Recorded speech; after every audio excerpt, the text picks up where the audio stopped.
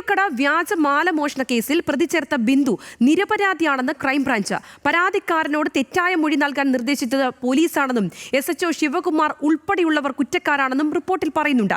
കുറ്റക്കാരായ പോലീസുകാർക്കെതിരെ നടപടി വേണമെന്ന ഉറച്ച നിലപാടിലാണ് കുറ്റാരോപണം നേരിട്ട ബിന്ദു. പോലീസ് പറഞ്ഞതൊക്കെ പച്ചക്കള്ളം.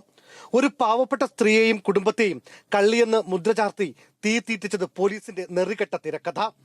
മറവി രോഗിയായ പരാതിക്കാരി ഓമന ഡാനിയലിന്റെ മാല മോഷണം പോയിരുന്നില്ല. സോഫയ്ക്ക് താഴെ ആഭരണം വെച്ച് മറന്നതായിരുന്നു. പിന്നീട് കണ്ടെത്തുകയും ചെയ്തു. എന്നാൽ വീട്ടുജോലിക്കാരിയായ ബിന്ദുവിനെ കള്ളിയാക്കി പോലീസ് ആദ്യമേ കഥകളൊക്കെ മെനഞ്ഞിരുന്നു.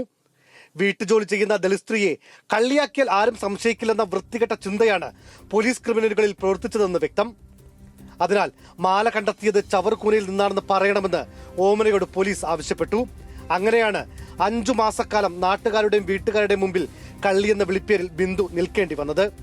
ഒടുവിൽ നീതിക്ക് വഴിയൊരുങ്ങുമെന്ന് സൂചന നൽകുന്നതാണ് ക്രൈംബ്രാഞ്ച് സംഘത്തിന്റെ റിപ്പോർട്ട്. തെറ്റിന്റെ തലയിലേക്ക് കെട്ടിവെച്ച് തന്നത് പ്രസാദും അവിടെയുള്ള ഉദ്യോഗസ്ഥരുമാണ്.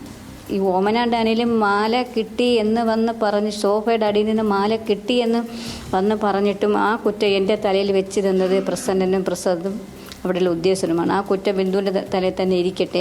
ബിന്ദുവിനെ ഒരു മോഷ്ടാവായി ചിത്രീകരിക്കുകയാണ് അവരുടെ ഉദ്ദേശം.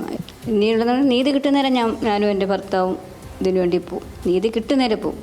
എവിടെ 2 വർഷമല്ല 3 വർഷമായാലും നമുക്ക് ഇത് നീതി കിട്ടണം. കാരണം ഞാൻ ചെയ്യാത്തൊരു തെറ്റാണ്. പേരൂർക്കട സ്റ്റേഷൻ SHO ആയിരുന്ന ശിവകുമാറിനെതിരെ ഗുരുതര കുറ്റങ്ങളാണ് റിപ്പോർട്ടിൽ പറയുന്നത്.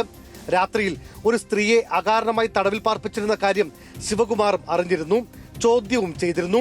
എന്നാൽ വിവാദമായതോടെ തനിക്കൊന്നും അറിയില്ലെന്ന മട്ടിൽ ഒഴിവായി. ബിന്ദുവിന് ഭക്ഷണമോ വെള്ളമോ നൽകിയില്ല. സ്റ്റേഷന് പുറത്ത് കാത്തുനിന്ന ബന്ധുക്കളെ കാണാൻ പോലും അനുവദിച്ചില്ല. കുറ്റക്കാരായ ഉദ്യോഗസ്ഥർക്കെതിരെ കടുത്ത നടപടി വേണമെന്നും റിപ്പോർട്ടിൽ ശുപാർശ ചെയ്യുന്നു.